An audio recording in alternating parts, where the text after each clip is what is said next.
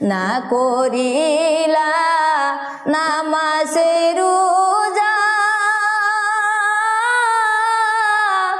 না পড়লা রে কুরআন, তারাই তোমার সাথী হবে অন্ধকার কবরে, মানুষ বুঝলা না রে। তারাই তোমার সাথী হবে অন্ধকার কবরে, মানুষ বুঝলা না রে। কিসের টাকা কিসের বাড়ি, কিসের এই দুনিয়া,